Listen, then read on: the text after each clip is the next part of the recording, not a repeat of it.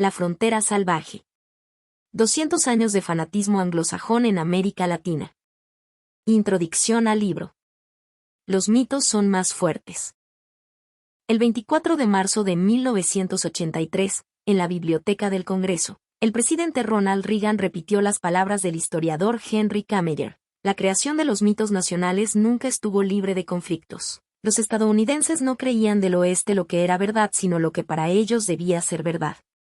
21 años después, en octubre de 2004, luego de haber lanzado la masiva invasión en Irak y antes de que el presidente George W.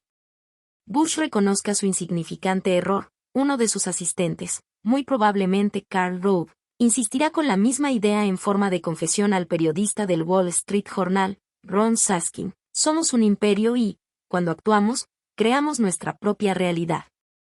Mientras otros estudian esa realidad, nosotros actuaremos una vez más, creando otras realidades que luego serán estudiadas. Somos los actores de la historia, y ustedes, todos ustedes, se limitarán a estudiar lo que hacemos nosotros.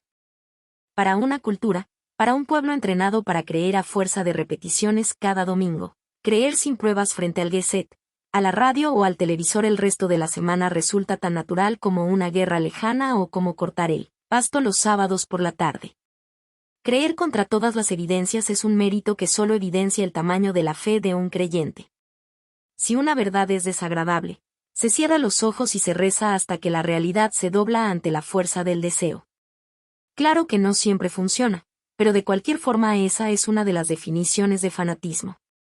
El fanático confunde fe, religión, ciencia, política e ideología, error que el pensador hispano-musulmán Averroes ya había advertido hace casi 9 siglos atrás.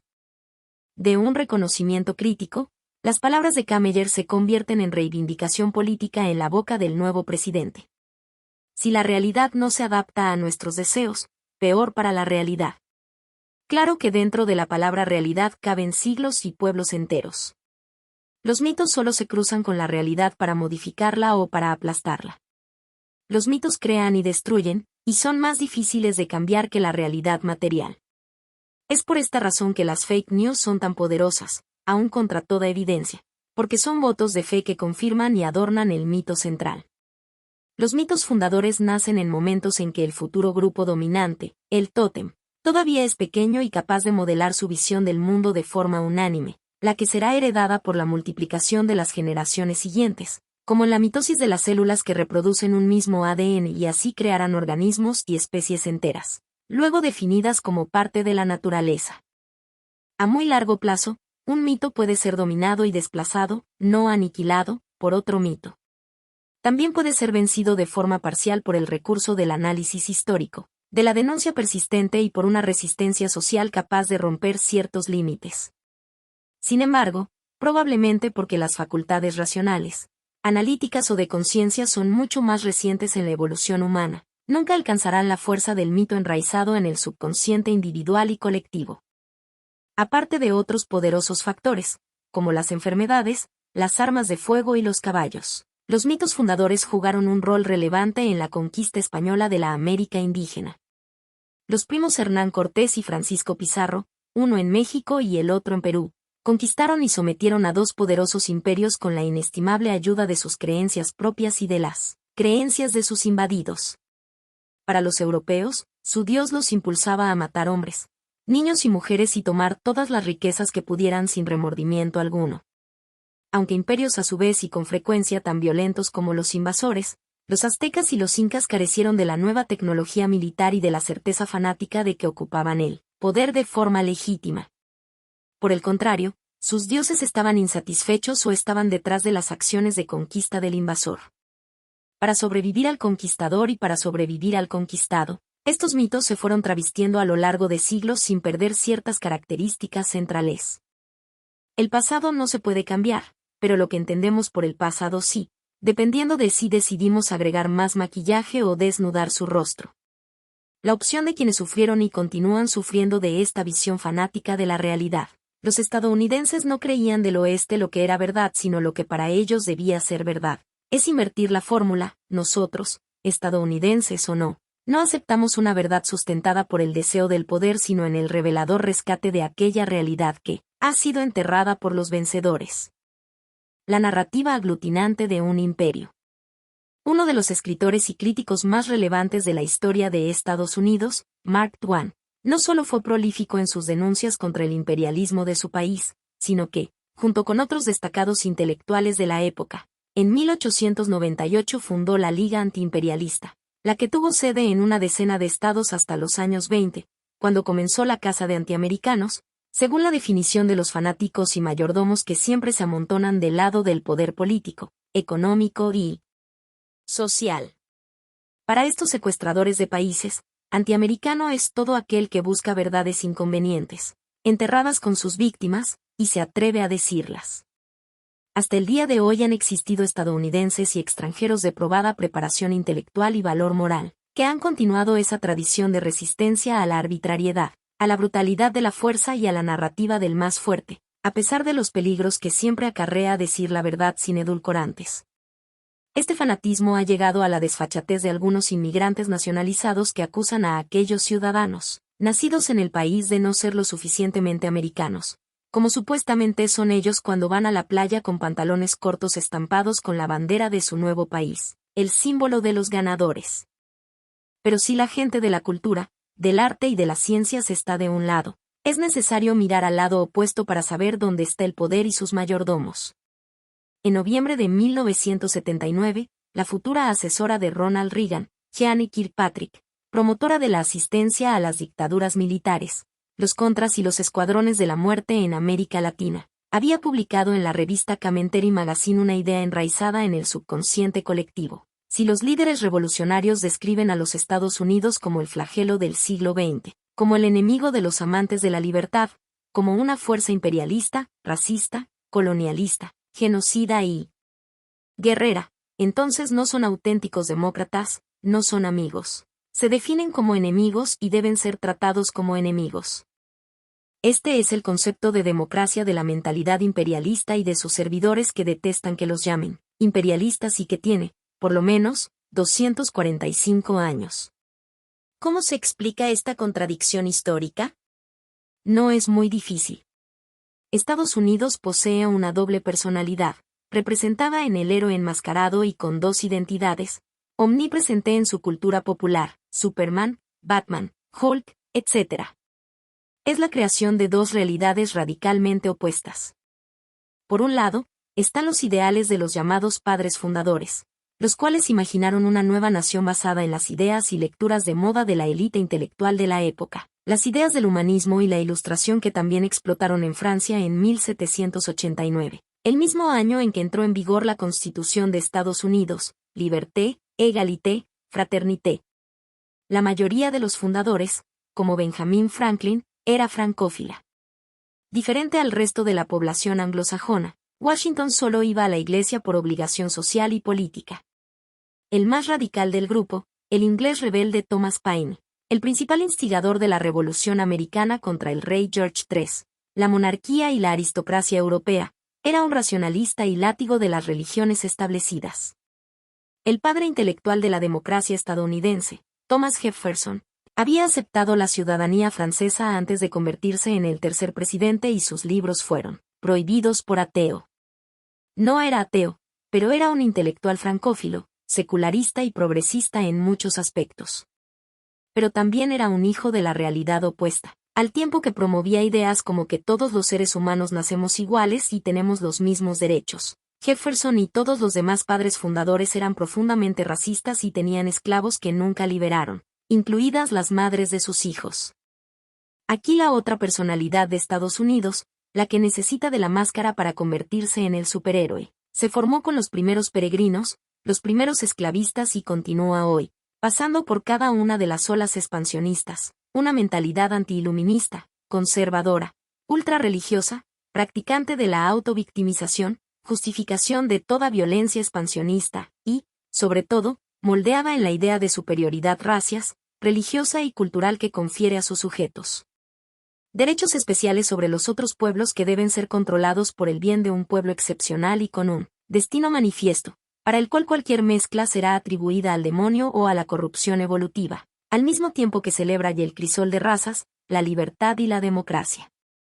Estados Unidos es el gigante producto de esta contradicción traumática, la que conservará siempre desde su fundación y lo sufrirán en los otros, desde los indios que salvaron del hambre a los primeros peregrinos y los que fueron exterminados para expandir la libertad del hombre blanco, hasta las más recientes democracias destrozadas en nombre de la libertad. Todo lo cual ha llevado a que, como ningún otro país del mundo moderno, Estados Unidos nunca haya conocido un lustro sin guerras desde su fundación. Todo por culpa de los demás, de los otros que nos tienen envidia y nos quieren atacar, con el resultado estimado de millones de muertos debidos a esta tradición de guerras perpetuas de defensa, en suelo extranjero. Poco después de la independencia de las 13 colonias del Imperio Británico, las bases militares se llamaban fuertes, razón por la cual hoy existen miles de ciudades llamadas fort, y no estaban en islas lejanas sino en el corazón de las naciones indígenas, a las que se las acusaba de representar un peligro para la sobrevivencia de Estados Unidos, se les arrebataba enormes territorios y se eliminaba millones de salvajes. Por entonces, los fuertes se encontraban a varias semanas de distancia del territorio nacional, es decir, mucho más lejos que la Europa de la época y mucho más lejos de lo que se encuentran las bases militares hoy en día. Así como comienza la historia de Estados Unidos en los territorios indígenas, continuará con el despojo de los territorios mexicanos, con los protectorados en el Caribe, en América Central y en Filipinas. Así continuará con las dictaduras impuestas en el Tercer Mundo, con las guerras perdidas en Asia, con las masacres de Corea, Vietnam e Irak, y así continúa hoy con las 800 bases militares en 85 países que, como los forts en tierras indígenas 2 siglos antes, son para proteger la libertad de la nación y de otras naciones. Nada que ver con el imperialismo británico y todos los otros nuevos imperialismos contra los cuales, de forma altruista y desinteresada, Washington luchaba entonces y se sigue luchando 2 siglos después. Como una de las hijas de esta contradicción fundacional, la definición de libertad ha sido siempre muy particular y necesaria. El divorcio entre la narrativa y la práctica ha sido siempre funcional y radical. Una enmascara a la otra, como el traje de los superhéroes enmascarados de doble personalidad. Un siglo y medio atrás, los fanáticos anglosajones del sur promovían, en el Congreso y en la prensa, la expansión de la esclavitud en los nuevos territorios tomados por la fuerza como forma de expandir la libertad. Ahora, como lo escribió la consejera de Reagan, Janie Kirkpatrick, si alguien piensa diferente y lo dice, es un enemigo. De forma implícita, por Estados Unidos se asume que se está hablando de un grupo ideológico, en este caso conservador, de extrema derecha, que se arroga el derecho de excluir a cualquier otro grupo, a millones de ciudadanos que piensan diferente y se atreven a decirlo. Es una estrategia antigua, más antigua que la Inquisición, que cuesta reconocer, incluso en frases obvias como la propagada por la pasada dictadura brasileña, Brasil, ame ou deixou. Traducción, nosotros, y solo los que piensan como nosotros, somos Brasil. Si no estás de acuerdo con nuestro gobierno, con nuestra hegemonía, entonces odias este país, eres enemigo y debes irte o sufrir las consecuencias. De algo parecido ha pecado la ortodoxia cubana, y ahora venezolana, también, desde una ideología opuesta, aunque desde una perspectiva histórica no solo son la consecuencia del brutal fanatismo imperialista que se remonta a 200 años atrás, sino una clara minoría en el actual contexto internacional. En este tipo de trampas, que hasta un niño de tercer año de escuela cuestionaría, caen millones de distraídos cada día. El caso de Estados Unidos, como todo, posee sus propias particularidades. El hecho de que desde su fundación y desde la escritura de su mítica Constitución no se inició como un reino absolutista y centralizado, sino fragmentado en 13 colonias. El hecho de que no se inició como un pueblo unido sino como una sociedad quebrada, donde existía una raza que gobernaba por ser blanca, otra que no existía por ser salvaje y otra que era esclava por ser negra. La obsesión por la unidad como condición de sobrevivencia recorrerá toda su historia. Pero, como todo miedo, también este se traduce en agresión y violencia. El exacerbado miedo anglosajón se traducirá en una obsesión por las guerras. 200 años más tarde, en tiempos del Tea Party y de Donald Trump, sus partidarios ondearán en sus casas y en sus SUV banderas amarillas con una serpiente enroscada sobre una amenaza. Don't tread on me, no pases encima de mí. El me, yo, es central en el lenguaje y en la cultura anglosajona. Aunque los cristianos odian las serpientes, sean chinas o mexicanas, Aquí la serpiente representa la unión de los estados de la costa atlántica. En 1754 Benjamin Franklin había publicado una viñeta con una serpiente cortada en 13 pedazos bajo el título Unión o muerte. En un artículo fundacional, publicado por el Pennsylvania Journal en 1775, el mismo Benjamin Franklin propuso que la serpiente de cascabel debía ser el símbolo de los estadounidenses porque nunca ataca primero, pero sus heridas, aunque pequeñas, son decisivas y mortales.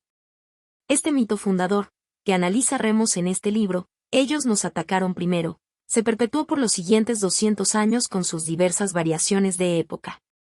Por otro lado, y por una razón más práctica que psicológica, esta misma constelación de 13 colonias obligó al nuevo país a mantener una permanente discusión y negociación entre su élite gobernante sobre los temas fundamentales y hasta sobre los más irrelevantes. La repetida democracia en la Tierra de la Libertad fue, en realidad, una dictadura étnica que obsesivamente negó su propia condición de dictadura con una narrativa de tipo religiosa, en nombre de la fragmentación, de estados, de razas, de clases sociales, predicó la unión. En nombre de la libertad practicó y expandió a otros países la esclavitud y el monopolio. En nombre de la tolerancia, del crisol de razas, y de la apertura practicó, desde su fundación, una rígida y nunca superada discriminación racial y cultural.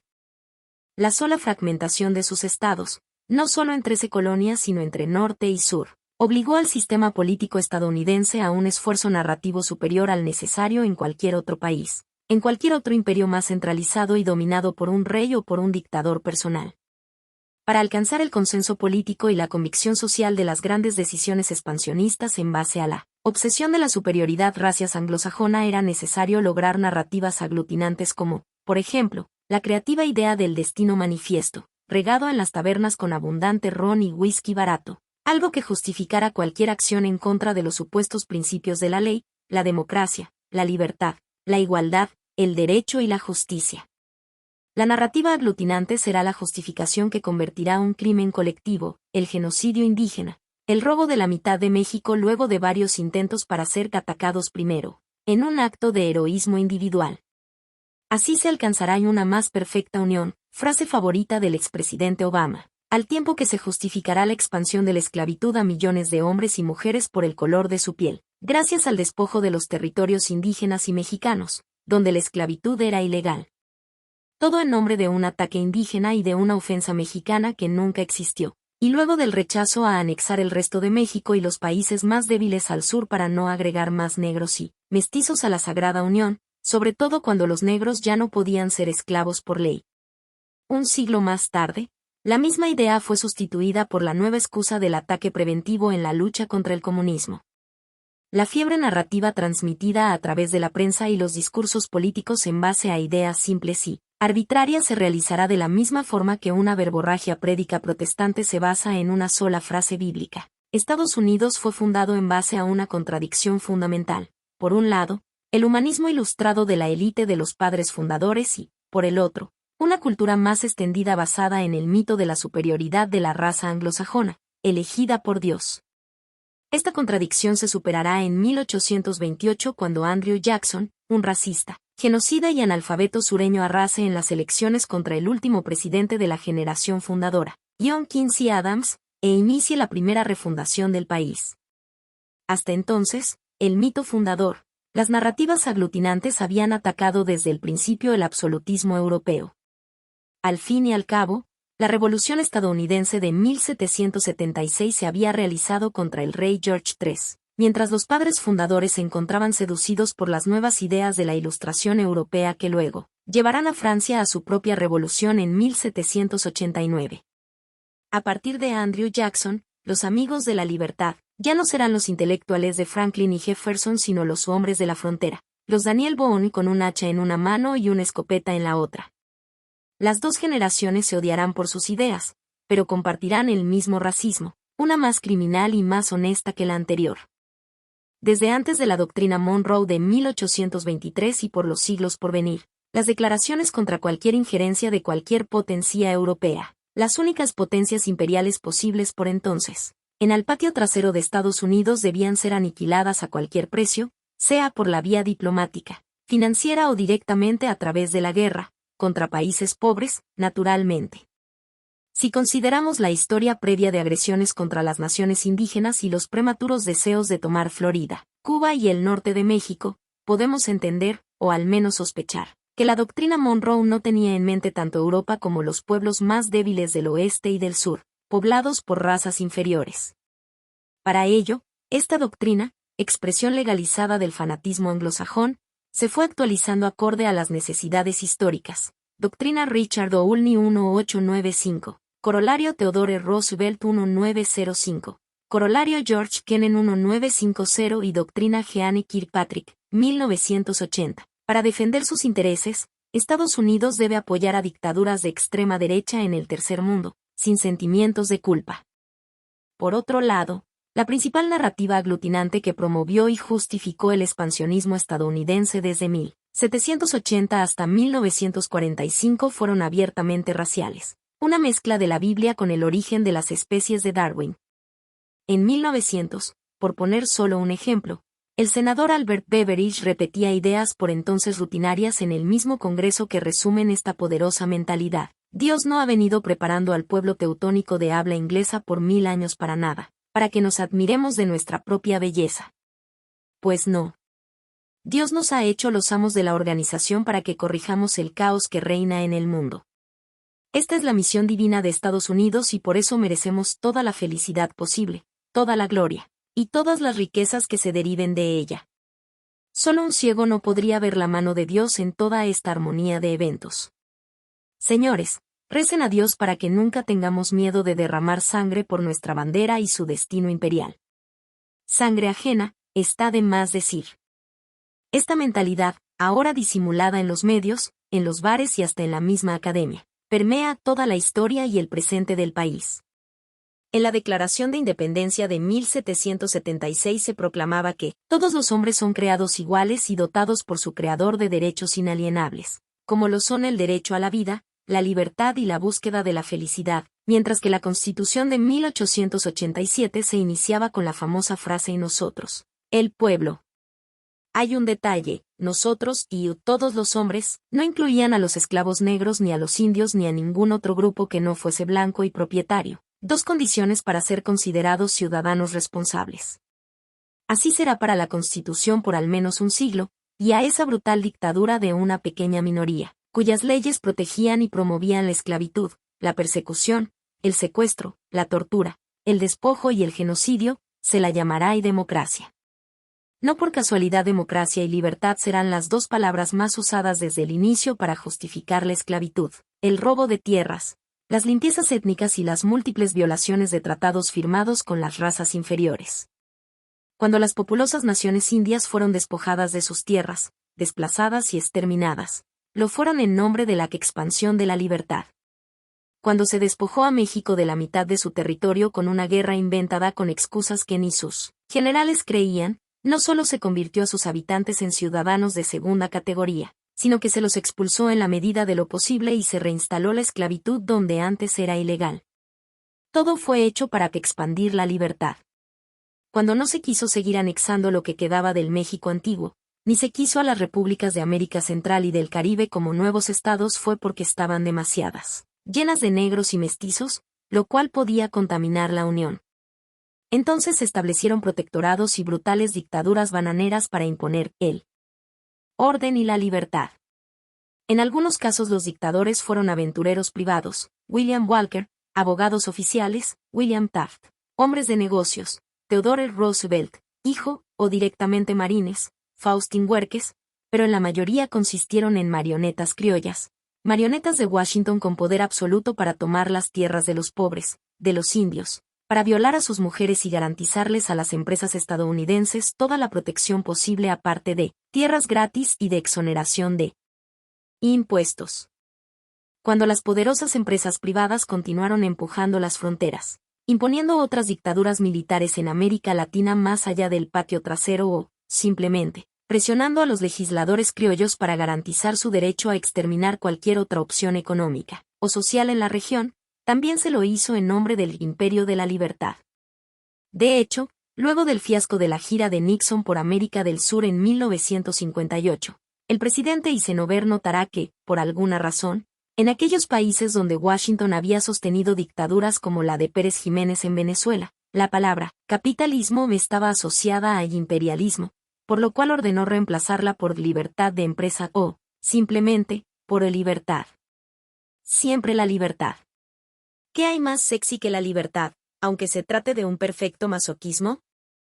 Estas ideas, que en el siglo XIX alcanzaron el estatus de derecho internacional con el monopolio moral de una sola nación, la raza libre, fueron dominantes durante varias generaciones antes de ser reemplazadas por la lucha contra el comunismo durante la Guerra Fría a mediados del siglo XX. Luego de la desaparición de la Unión Soviética, se continuará la misma tradición de dictar sobre las razas y los pueblos inferiores en favor de nuestras empresas. Las excusas deberán adecuarse una vez más. En los países con petróleo y sin coca de Medio Oriente se lanzará la guerra contra el terrorismo islámico. En los países latinoamericanos, con coca y sin musulmanes, se lanzará la loable y sangrienta guerra contra las drogas. El narcotráfico no solo será una nueva excusa para criminalizar negros en Estados Unidos e intervenir en democracias vigiladas de América Latina, sino que, además, será una fuente de ingreso de dictadores amigos y de empleados de la CIA, como el dictador panameño Manuel Noriega y los paramilitares colombianos. En Chile, otro dictador amigo, Pinochet, repetirá la misma estrategia introduciendo la pasta base para corromper y criminalizar a la población sospechosa. Durante la Guerra Fría, al mismo tiempo que Washington consideraba que la presencia de Moscú en la región era prácticamente inexistente, en los años 50 solo México, Buenos Aires y Montevideo tenían una embajada soviética, propagaba lo contrario. Las clases dirigentes latinoamericanas, por obvias y diversas razones económicas, lo repetían sin dudar. Más abajo, quienes nunca recibieron $1 colaboraban con fanatismo. Algo parecido a lo que la CIA llamaba colaboradores honorarios, para referirse a los periodistas que no recibían paga por el servicio de reproducir sus ingeniosos inventos, informativos escritos en Miami y Nueva York. Debido a la derrota del nazismo en Europa, el viejo racismo y el nuevo nazismo estadounidense tuvo que esconderse y llamarse a silencio por un tiempo. Unos pocos volvieron a las máscaras del Ku Klux Klan y el resto se travistieron con nuevos discursos xenófobos, sobre los límites fronterizos, el peligro de los inmigrantes. Se agregó lo de ilegal para adaptarlo al mito legitimador del límite fronterizo, no de la frontera, y la eterna victimización de la raza caucásica, la más patriótica de todas, siempre amenazada desde abajo. De hecho, Adolf Hitler, líder ampliamente admirado entre varios poderosos políticos y empresarios como Henry Ford, Thorkill River, y numerosos directores de la CIA y el FBI, ni siquiera tuvo ideas radicales. Las recibió digeridas de esta tradición estadounidense, como él mismo lo reconoció. La nueva política del buen vecino, de Franklin Roosevelt y la inevitable retórica democrática de los aliados contra Hitler lograrían más tarde desmantelar varias dictaduras de extrema derecha en América Latina, pero este desaliento duró lo que dura la Navidad. Lo mismo la retirada de los militares pronazis en países como Bolivia, Paraguay o Guatemala. Apenas concluida la Segunda Guerra, Estados Unidos, convertido en la primera superpotencia mundial sobre las cenizas de Europa y Japón, había identificado a su más importante aliado durante la guerra, la Unión Soviética, como el desafío número 1 a su hegemonía. Rápidamente, las simpatías por los nazis volvieron a su estatus anterior. En Washington, quienes no simpatizaban con los nazis los usaron en la supuesta lucha contra el comunismo y para desarrollar programas más constructivos como la NASA. En países con numerosa población indígena como Guatemala, Paraguay, Bolivia y parte de Chile, las comunidades alemanas y los militares pronazis, con su sentido de la superioridad racial y social, accedieron rápidamente al poder y, consecuentemente, Washington y las transnacionales estadounidenses los vieron como aliados naturales a los cuales apoyaron con capitales, con propaganda ideológica y con diversos complots, la mayoría de las veces organizados por la CIA. En América Latina el conflicto central no radicó en el comunismo ni en las razas impuras, sino contra cualquier fuerza independentista que pusiera en cuestionamiento la superioridad anglosajona y el derecho de Washington a dictar a su antojo. En 1909, por ejemplo, el gobierno de Nicaragua, uno de los pocos gobiernos capitalistas, con algunas políticas progresistas, que había logrado un resonante éxito, no solo en materia social sino también recuperando la costa caribeña en manos de Gran Bretaña, fue destruido por un golpe militar orquestado en Washington. La razón no era ni su capitalismo ni su progresismo, sino su independencia y su inaceptable éxito. Así veremos, a lo largo de esta historia, una sucesión de excusas: defensa de la raza, imposición del orden en países demasiado lleno de negros y de indios y, finalmente, lucha contra el comunismo, aun cuando el comunismo era una fuerza irrelevante, como en Guatemala. El verdadero problema era otro. Antes que Washington decidiera destruir el gobierno de José Santos Zelaya en Nicaragua, a quien llamó cada vez que pudo tirano y dictador, ese país era el más próspero y desarrollado de América Central. Luego de medio siglo de desestabilizaciones y de la larga dictadura de la familia Somoza, impuesta y apoyada por Washington en nombre de la libertad, Nicaragua se convirtió en el país más pobre y más embrutecido de la región. Cuando en 1979 Nicaragua se liberó de la dictadura de los Somoza, fue acosada otra vez por Washington, a fuerza de dólares, bombas y propaganda internacional, siempre en nombre de la libertad. No vaya alguien a pensar otra cosa. Las narrativas fundadoras. Aparte de la narrativa aglutinadora analizada más arriba, es necesario considerar, brevemente, al menos 5 mitos fundadores que se repetirán a lo largo de estos 200 años en diferentes momentos y escenarios. Luego de casi 20 años de vivir en Estados Unidos, mi visión de su compleja cultura y, sobre todo, de su simple mentalidad dominante han ido madurando. Si tuviese que volver a escribir los libros y artículos que publiqué en el pasado sobre estos temas, seguramente les haría algunas modificaciones. Creo que esta mentalidad dominante se puede resumir en algunos elementos que, además, suelen exportarse con facilidad a través de las históricas inversiones de Washington en instituciones, como los ejércitos latinoamericanos, la industria cultural y mediática dominada por las corporaciones estadounidenses, agencias secretas y fundaciones fachada, como la NED, Fundación Nacional para la Democracia. Luego de Madrid y Londres, Washington siempre controló a los países latinoamericanos a través de 3 sectores fundamentales: 1. Las iglesias; 2. Los ejércitos nacionales y 3. Las clases dirigentes dentro de las clases altas. Al igual que las mujeres de las sociedades esclavistas se beneficiaban de un sistema económico y social, al mismo tiempo, se encontraban por debajo en el escalafón patriarcal, la cual las hacía víctimas de género con privilegios de clase. Vastos sectores de las clases altas latinoamericanos no gozaron de los privilegios de administrar sus países directamente. En algunos casos, como el caso del presidente depuesto de Guatemala en 1954, Jacobo Arbenz, fueron miembros de la clase alta que sufrieron las consecuencias de su conciencia de clase y de las injusticias contra los de abajo, pueblo que no siempre los apoyó sino, gracias a la propaganda, todo lo contrario. Cuando algunos sectores de la Iglesia Católica se rebelaron, como fue el caso de los teólogos de la Liberación, fueron aplastados desde diversos frentes, nacionales, eclesiásticos, como el Vaticano, y políticos, como la CIA. Pese a la inversión de Washington y al optimismo de Richard Nixon, algún que otro ejército nacional latinoamericano se rebeló contra los intereses de las grandes compañías estadounidenses. Fue el caso del general J.J. Torres en Bolivia en 1970 o la facción constitucional del ejército chileno en 1973, por poner solo un par de ejemplos contiguos. Fueron aplastados por brutales golpes de Estado y por el asesinato de sus miembros rebeldes. La tradicional clase alta dirigente nunca se rebeló, por obvias razones. Cuando Máximo llamó revolución, como la Revolución Libertadora de 1955, a sus reacciones contra las inevitables rebeliones.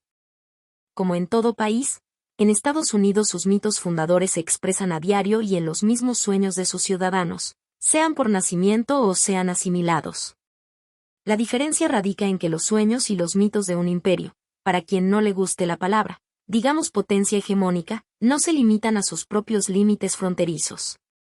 Los mitos y las narrativas fundadoras son determinantes de la forma de sentir y de pensar de un pueblo. Están vivos en los símbolos, en el lenguaje y, por lo general, si uno se distrae un minuto, fácilmente nos secuestran y piensan por nosotros. No pocos de mis propios estudiantes estadounidenses, pese a ser universitarios, procesan lecturas y hechos desde este marco mitológico, el que podría resumirse en la siguiente lista. A lo largo de este libro aportamos los hechos históricos que confirman estos mitos fundadores sin necesidad de explicaciones. Y mito, diferente al resto del mundo, nosotros nunca tuvimos una dictadura. Realidad, sin entrar a discutir la naturaleza plutocrática de la actual democracia estadounidense. Cuanto más dinero, más derechos y más poder político. Cuanto más poder político, más dinero, ni su sistema electoral y representativo heredado de los tiempos de la esclavitud. No todos los votos pesan igual. Para responder a este primer mito bastaría con considerar el primer siglo de existencia de Estados Unidos.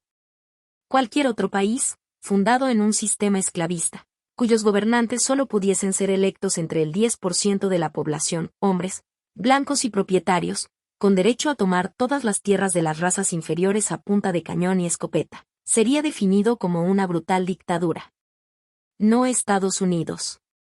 No en las emocionantes películas de Hollywood que eran casi las únicas que consumimos en América Latina hasta no hace mucho. 2. Mito. Nosotros llevamos la libertad a otras naciones.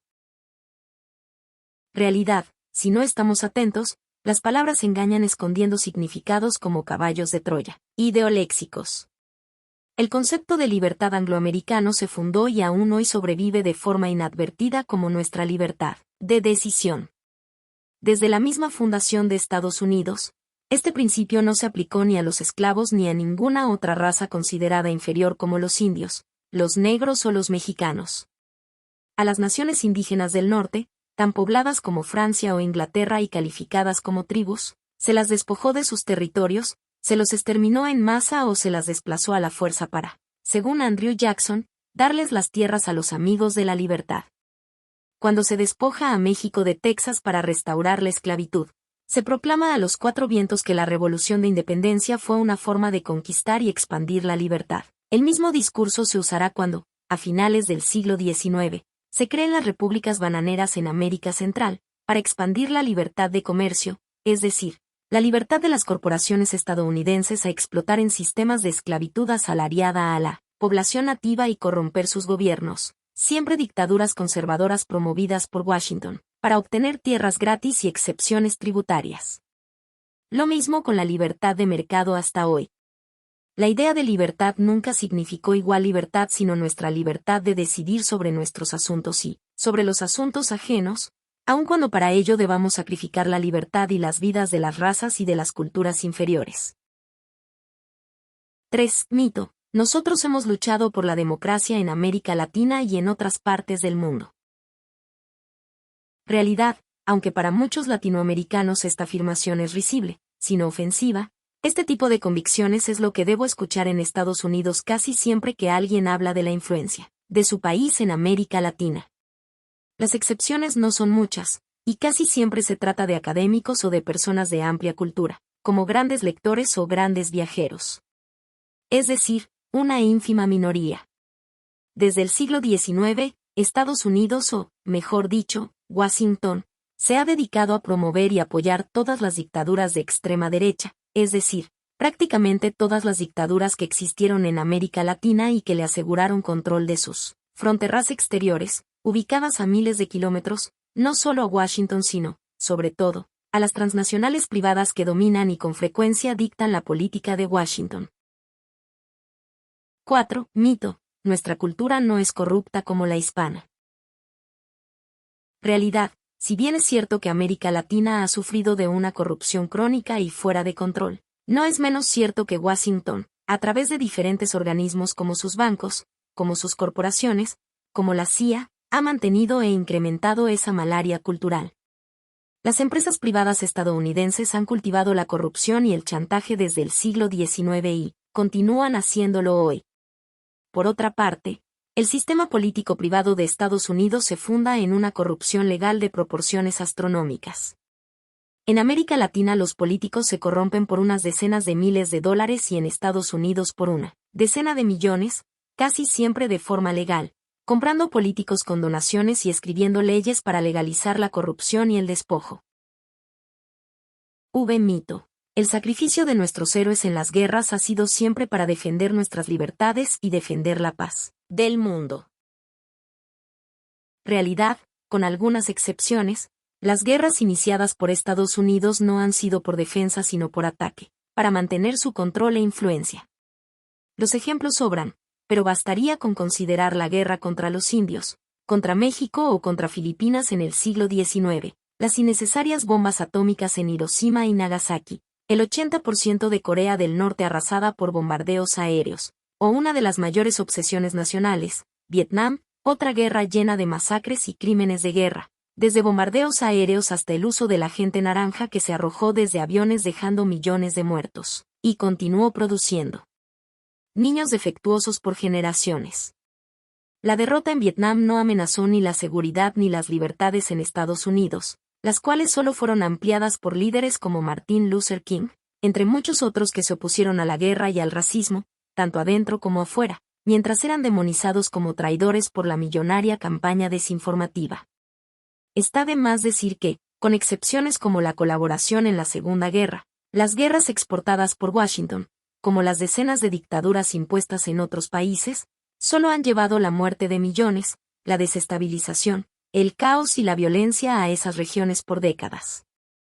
Todas estas guerras crearon y continúan creando enemigos, los cuales son combatidos con más millones de dólares diarios que van a parar a las cuentas de las grandes corporaciones estadounidenses. Vi y mito, este es el país de las leyes. Realidad, el país de las leyes propias sobre naciones más débiles. A lo largo del proceso de apropiación de los vastos territorios indios y de exterminación de su población, se violaron casi todos los tratados firmados cada vez que el más fuerte, los colonos primero y Washington más tarde, lo consideró necesario para sus intereses. Esas violaciones de los tratados con los indígenas que quedaron dentro de fronteras se perpetraron durante el siglo XIX y llegaron, por lo menos, hasta la mitad del siglo XX. También se violaron tratados firmados y ratificados con México para arrebatarle la mitad de su territorio.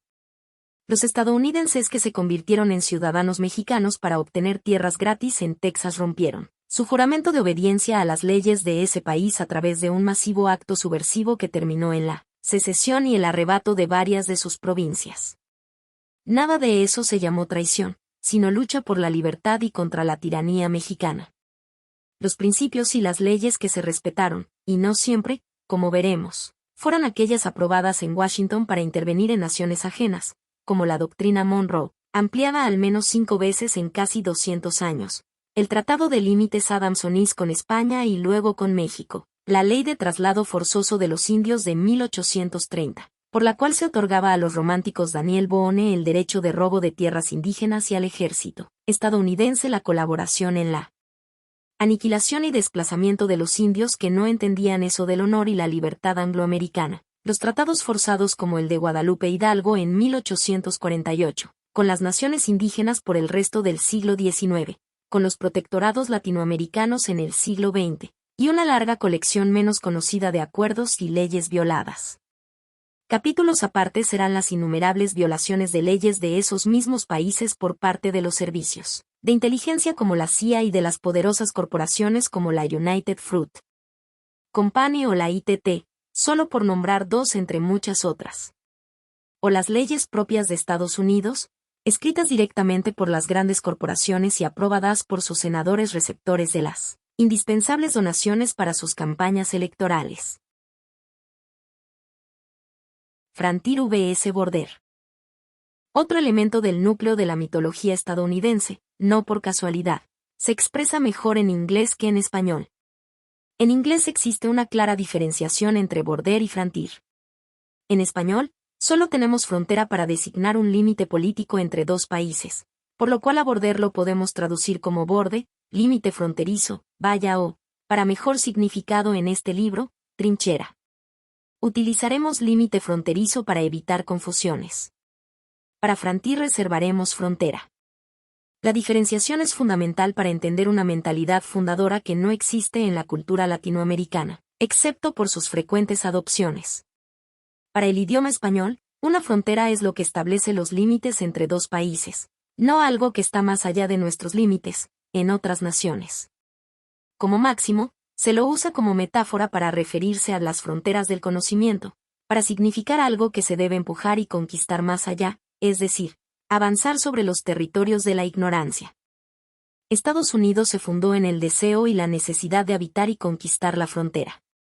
Aun cuando no sabían cómo habitar y explotar el inmenso territorio que iban sumando, La fiebre de anexión y sometimiento ajeno nunca dejó de expresarse en distintas empresas durante sus 245 años de existencia.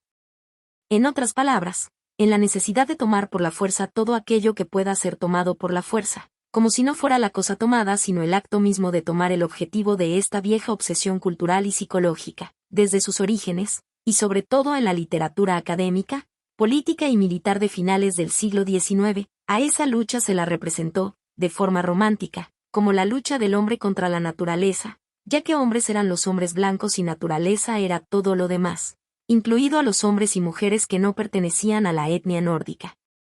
Este impulso no se aplica a la toma de algo perteneciente a otro miembro de la raza anglosajona, porque eso se define como robo o violación de las leyes y Estados Unidos es el país de las leyes.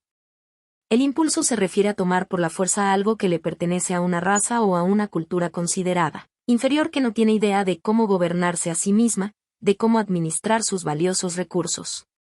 De la misma forma, desde las guerras contra los salvajes, las guerras bananeras en los trópicos, durante la Guerra Fría y hasta mucho después, se referirá a invadir países pobres y pequeños que no signifiquen una resistencia razonable, una guerra que se pueda ganar. De la misma forma que un gorila basa su enorme fuerza en la ingestión paciente de hojas de plantas y de pequeñas frutas. Para la perspectiva anglosajona, la frontera no es un límite estático ni estricto ni es siempre visible. Es algo que se puede y se debe empujar, y aquellos que son capaces de hacerlo son los pioneros, los héroes que lucharon por nuestra libertad. En estricta y lógica contradicción, de la misma forma que a una invasión se la llama defensa. Superman y todos los héroes superdotados de la cultura pop no luchan por el cambio del mundo sino por defender el statu quo contra la amenaza de los villanos que quieren conquistar un mundo que ya tiene dueño. Sin la Revolución Americana de 1776 las naciones indias hubiesen sobrevivido por mucho tiempo más y, probablemente, hubiesen evolucionado a estados más modernos según nuestra concepción actual de Estado o según su propia concepción de nación, amparadas en un tratado con Inglaterra que impedía a los colonos anglosajones cruzar ese límite fronterizo, representado por las montañas Apalaches. Los nuevos americanos, los campeones de la democracia y de la libertad, no reconocieron ese tratado de 1763 ni reconocieron muchos otros acuerdos firmados por ellos mismos con posterioridad, porque el concepto de frontera se contradecía con el concepto de límite fronterizo y con su particular concepto de derecho y de libertad. Así, en 1830 se aprobó la Ley de Remoción de los Pueblos Indios aún más allá de los nuevos límites, establecidos por las sucesivas conquistas y los nuevos acuerdos. Gracias a esta ley, aparte de extender las propiedades de los amigos de la libertad, y sacarse de encima a los originales propietarios, que eran salvajes, se pudo expandir la esclavitud de los africanos, institución rara entre los indios, aunque entre ellos, gracias al contacto con la cultura blanca, había algunos esclavos negros, así como negros libres refugiados. Luego, la frontera volvió a correrse cuando los colonos anglosajones le arrancaron Texas a México para restablecer la esclavitud en 1836 y, de esa forma, expandir aún más el reino de la libertad. La frontera se volvió a correr por la heroica energía de la raza elegida cuando el presidente James Polk logró, por todos los medios posibles, inocular en el pueblo la repetida y bien conocida excusa de «fuimos atacados primero», y «o jamás olvidaremos», que ni sus generales creían, para iniciar una guerra contra un México destrozado por los terremotos y por sus conflictos internos y, así, tomar más de la mitad de su territorio desde Nuevo México hasta California. La frontera volverá a correrse en su etapa marina, con los protectorados a finales del siglo XIX y durante las primeras décadas del siglo XX en las repúblicas bananeras y azucareras a lo largo de la región tropical del patio trasero. Y volverá a correrse durante la etapa de la CIA y nuevas corporaciones privadas a partir de la segunda mitad del siglo XX. El límite fronterizo es exactamente lo opuesto. Es inamovible y su función es prevenir el cruce y la contaminación de las razas inferiores, primero, de los pobres y de las ideologías antiamericanas más tarde. Es una valla, una trinchera o, más recientemente, un muro, es decir, esa protección de defensa del bastión, de la fortaleza, de la pureza de la raza, de nuestro way of life, de nuestra libertad, que permite proyectarse y conquistar lo que está más allá, es decir, el territorio salvaje, las tiranías, los países donde Dios depositó nuestros recursos. Los indios, los negros y los mestizos se convirtieron en invasores, en sus propias tierras porque la frontera fue corriendo las trincheras y no siempre se puede expulsar a una población de millones de personas. A los indios se los exterminó y se los redujo en reservas, violando unos tratados y aprobando unilateralmente otros. A los negros se los envió a África y a Haití o se los neutralizó de diversas formas sociales, políticas y culturales con las leyes Jim Crow, con los guetos diseñados por los urbanistas de autopistas y con las estrategias guerras contra las drogas. A los híbridos mexicanos se los extraditó o se los definió como extranjeros y bandidos el mismo año en que sus haciendas y sus pueblos cambiaron de nacionalidad. Es así como el fanatismo de la supuesta defensa de nuestras fronteras, límites fronterizos, y la frontera, frontier, es parte constitutiva de la cultura angloamericana como dos caras opuestas hacen una misma moneda. De esta dualidad nació una trinidad que define hoy la cultura y la ideología dominante de Estados Unidos, aunque es de justicia reconocer que muchos millones de sus ciudadanos la rechazan, la controlan en parte y la sufren en su totalidad Dios, la raza y las armas. Como siempre, se trata de una versión propia y conveniente de Dios. El destino manifiesto no fue otra cosa que un mito de poderosa utilidad, donde los periodistas y los pastores soldados le hicieron decir a Dios todo lo que querían que Dios diga para legitimar el robo de tierras ajenas. En 1846, en suelo todavía mexicano, el pastor, capitán y esclavista de Luisiana R. Stewart abrió la Biblia y leyó ante un batallón de invasores: «Te daré esta tierra para que vivas en ella para siempre, porque ya se las había dado a tus antepasados». Dicen que hubo lágrimas y que México se parecía mucho a Palestina. Por su parte, el racismo, a veces explícito, a veces disimulado, a veces inadvertido, alentado por presidentes, gobernadores, senadores, periodistas y todo tipo de gestores sociales en el poder, tenía como propósito explícito fragmentar la base social en un sistema esclavista y en una democracia donde la vasta mayoría estaba excluida de cualquier participación. Unida podía ser peligrosa. Todo bajo las mejores intenciones de libertad y justicia. Como lo publicó Theodore Roosevelt a propósito de una reseña del libro National Life and Character de Charles Pearson, poco después de que los esclavos se convirtieran en ciudadanos y poco antes que él se convierta en presidente. La democracia de este siglo no necesita más justificación para su existencia que el simple hecho de que ha sido organizada para que la raza blanca se quede con las mejores tierras del Nuevo Mundo. Más tarde, esta cultura religiosa y racista encontrará teóricos que articularán ideas que justifiquen la superioridad de la raza teutónica y anglosajona basadas, paradójicamente, en sus propias interpretaciones de la teoría de la evolución de Darwin. Rezo, relato y revólver. El tercer elemento de la conquista perpetua de la frontera y de la defensa del límite fronterizo es el recurso de las armas que lo hicieron posible. ¿Alguien se imagina a la raza superior arrebatándole a los indios o a los mexicanos sus territorios a puño limpio?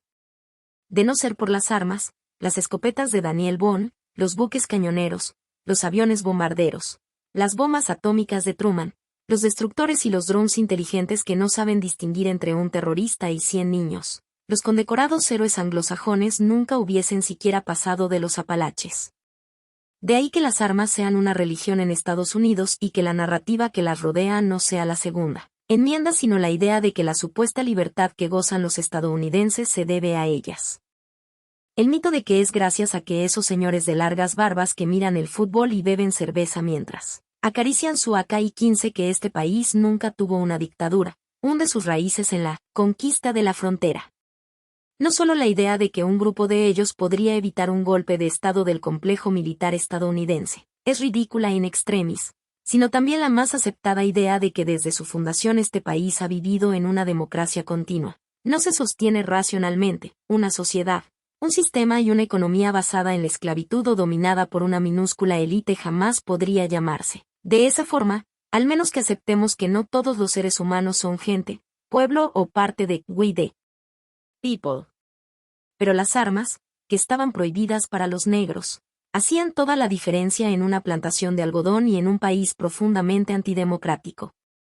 Ahora, la millonaria industria de los videojuegos contrata a influyentes militares, convictos perdonados como Oliver North para continuar, dentro de los hogares civilizados, la guerra real de los comandos especiales contra los terroristas en países lejanos. tradición que tiene su precedente en los juegos infantiles a través de la lucha entre cowboys e indios. Las películas clásicas del oeste fosilizaron el dogma: los cowboys se defendían a los tiros de los salvajes que, según la narrativa patriótica, eran siempre quienes atacaban primero. El recurso de "fuimos atacados primero y tenemos derecho a defendernos" seguido del desmemoriado "jamás olvidaremos", se repetirá múltiples veces en la historia para justificar y legitimar el uso y abuso del poder de las armas. Durante las últimas guerras de Washington en América Central, el presidente Ronald Reagan llamó a esa región nuestra frontera sur. No exageraba, sino lo contrario, había minimizado la realidad, ya que la frontera sur, a través de intervenciones directas, había sido extendida hasta el cono sur décadas antes. Debido a estas guerras que Washington había promovido y financiado durante los años 80 hasta abandonar temporalmente aquellos países a sus propios caos y miserias en la década siguiente, agravada por la catástrofe del asimétrico acuerdo comercial del NAFTA y otros acuerdos comerciales en la región, cientos de miles de individuos y de familias desesperadas comenzaron a migrar al país del dólar. Para complementar la violencia ilegal e ilícita de la frontera del sur, se reforzaron las medidas de control en el límite fronterizo de Border, no solo por parte del gobierno y de los estados, sino por grupos y milicias privadas, fuertemente armadas, todas con una ideología de extrema derecha, violentas y racistas hasta la médula, como fue el caso del Ku Klux Klan, de los WAR, guerra, resistencia de los arios blancos, y de los CMA, grupo racista paramilitar fundado por excombatientes de Vietnam, por mencionar solo unos pocos. Desde 1865, los racistas y esclavistas anglosajones del sur que fueron derrotados en la Guerra Civil de Estados Unidos se dedicaron a negar cualquier derrota y a inocular al ganador con su propia ideología. Esta poderosa necesidad por lo que queremos que sea, sin importar lo que es, no es nueva y fundamenta toda la prensa angloamericana desde décadas antes, pero desde entonces, desde el fin de la Guerra Civil, debió enfrentarse a la derrota y a la mitad norte de su bastión patriótico. Con el tiempo, no solo se harán del mismo enemigo, el Partido Republicano, sino que llevarán y actualizarán la vieja cultura esclavista al nuevo capitalismo salvaje y salvador, con admirables estrellas como Coca-Cola en Georgia y Walmart en Arkansas. En las décadas que siguieron a la derrota, cientos de monumentos fueron erigidos para honrar en bronce a los héroes confederados, aparte de las teorías y las narrativas eclesiásticas impuestas en las escuelas y en las bases militares sobre la honrosa causa perdida. El negacionismo es parte de cualquier prueba de fe. Para un fanático, la realidad es solo una teoría y debe ser combatida con la fe, la que viene a ser otra teoría más, pero sin compromisos con la realidad, como pruebas o evidencias. Así, la cultura popular y la industria cultural no han encontrado nunca dificultades en vender historias que confirman que la raza superior no perdió en la guerra civil del siglo XIX ni fue miserablemente derrotada en Cuba y, en Vietnam, 100 años después. Si no lo reconoces, no existe. La desesperación de los pobres invadidos y desarmados de la frontera sur fue y es definida como una silenciosa invasión y de la cual debíamos defendernos. De cualquier forma, la fe sin armas no es suficiente. Aunque en Dios confiamos, un Dios compasivo, protector de los pobres y marginados, más confiamos en las armas. Como en un torneo medieval, la verdad depende de la fuerza y de la negación de la realidad a través de la narración religiosa, periodística y cultural, hasta que la realidad cede. Cuando una realidad presente es sustituida por otra a fuerza de este ciego fanatismo que se representa a sí mismo como razonable, moderado y necesario, el pasado corre la misma suerte. Así, el pasado y sus representaciones coinciden tanto como el sol y la noche. Como consecuencia, no pocas veces ocurre lo mismo con el presente. Un atardecer de otoño de 2008 o 2009 tuve una conversación en un estacionamiento con uno de los guardianes del campus de Lincoln University en Pensilvania. El señor, un hombre en sus 60, a quien siempre aprecié y creo que él me apreciaba igual, con una seguridad que se le envidio, me dijo: yo pienso así porque soy capitalista. Agotado por una larga jornada le dije, sin pensar que no era el momento ni el lugar: no, señor, usted no es capitalista. Usted es un trabajador asalariado. Usted no es capitalista, solo tiene fe en el capitalismo, como tiene fe en Jesús. Pero de la misma forma en que usted no es Jesús, tampoco es capitalista. El poder social y político es acumulado gracias a un sistema de creencias dominantes que beneficia a unos, generalmente una microminoría, y perjudica a otros, pero es aceptado por la mayoría. También la idea de que este sistema, el sistema capitalista anglosajón, es el responsable del progreso y del bienestar actual, es simplemente arbitraria y consecuencia de sus propias batallas narrativas con sus otras opciones. Cualquier sistema que, en un momento dado, secuestre el progreso acumulado de miles de años realizado por la humanidad, por su poder económico, financiero y militar, sería considerado y representado de igual forma. La famosa llegada a la Luna de la NASA fue posible en gran medida gracias a Hitler, por no ir más atrás y recordar los aportes científicos y tecnológicos de culturas más antiguas, y no por ello atribuiríamos al nazismo el progreso tecnológico de nuestro tiempo. De haber ganado Hitler la guerra, hoy estaríamos escribiendo, contra el poder ganador, sobre sus crímenes y sobre las arbitrariedades de su ideología, y de la misma forma se nos estaría acusando de peligrosos radicales. Cualquier imperio ganador y dominante, hoy no solo sería considerado la vanguardia del progreso sino, sobre todo, el dueño de la narrativa mundial por el cual cualquier otro que se oponga sería demonizado hasta el ostracismo. Nada diferente a lo que podemos observar ahora. La última gran excusa. Al regreso de su viaje a Chile en 1981, el economista Milton Friedman fue recibido con una protesta organizada por los estudiantes de la Universidad de Chicago, quienes lo acusaron de colaborar con la dictadura de Pinochet. Naturalmente, los estudiantes fueron acusados de inmaduros y de marxistas. Luego de implementar las teorías neoliberales de Friedman y su amigo Friedrich Hayek, luego de cambiar el acoso de la CIA y el estrangulamiento económico de Washington al gobierno de Salvador Allende por una inundación de dólares y de propaganda para la dictadura amiga y así probar el éxito del milagro chileno, Chile iba de una crisis económica tras otra que nunca superó hasta que los gobiernos democráticos que le siguieron atenuaron varias genialidades de la dictadura. Ante las críticas, el profesor Friedman defendió su amistad con Pinochet. Si se hubiese permitido que Allende continuara en el poder, es posible que, además de una terrible crisis económica, miles de disidentes hubiesen sufrido una persecución injusta, la cárcel, la tortura y miles hubiesen sido asesinados, dijo. Un genio. Por algo había recibido el Premio Nobel de Economía 5 años antes. Este argumento, como muchos otros plantados por décadas a fuerza de dólares y engaño sistemático por parte de la CIA y otras escuelas de Washington en los grandes medios latinoamericanos, según sus propios agentes, será el preferido de las clases históricamente dominantes en América Latina y, como es natural, será adoptado y repetido por parte de la población que debió sufrir lo que ellos mismos defendían con fanatismo patriótico. La segunda variación del argumento, diseñado en las mismas oficinas de inteligencia en Washington, se resume en un clásico. Las intervenciones extranjeras y las dictaduras nacionales fueron una respuesta a los revoltosos de los 60, que pretendían introducir la influencia extranjera. Como si de repente nadie recordase las sangrientas dictaduras impuestas por Washington en esos mismos países, durante generaciones, mucho antes, y mucho después, de la explotación del miedo comunista para continuar haciendo lo mismo, dictaduras y matanzas en nombre de la democracia y la libertad. Un medio hermano de ese argumento para justificar las masacres de los ejércitos latinoamericanos a sus propias poblaciones no es menos clásico. Stalin mató más. Por otro lado, si bien es cierto que Moscú tenía espías en algunos países, como en aquellos pocos países independientes en los cuales había una embajada soviética, México, Argentina y Uruguay, las diferencias fueron dos, más que el tradicional rol de espionaje, la CIA era, y es, un organismo ejecutor, asesinatos selectivos, masacres colectivas por parte de sus subsidiarios e instituciones satélites como fundaciones o ejércitos nacionales, algo que las mismas comisiones de investigación del Congreso de Estados Unidos observó y condenó, de palabra, en los años 70. La CIA cuenta con una larga lista de golpes y dictaduras en América Latina, y Washington con una lista 100 años más antigua.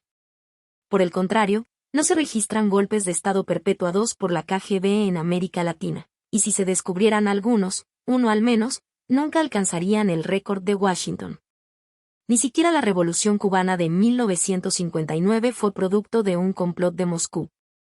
La Unión Soviética se convirtió en aliado y subsidiario estratégico de La Habana luego del desprecio del presidente Eisenhower y de su vice, Richard Nixon, a Fidel Castro de visita a la Casa Blanca luego de la revolución contra Batista y, sobre todo, luego de la fracasada invasión militar de Bahía Cochinos en 1961, de los sabotajes y de los actos de terrorismo, del acoso legal y del masivo bloqueo económico y diplomático que le siguió. Como veremos más adelante, si nos limitamos solo a la Guerra Fría, la nueva adoctrinación ideológica de los oficiales latinoamericanos en las academias militares estadounidenses, así como la creación de grupos paramilitares y escuadrones de la muerte, precede al surgimiento de las guerrillas que servirán de excusa para la mayoría de los golpes de Estado.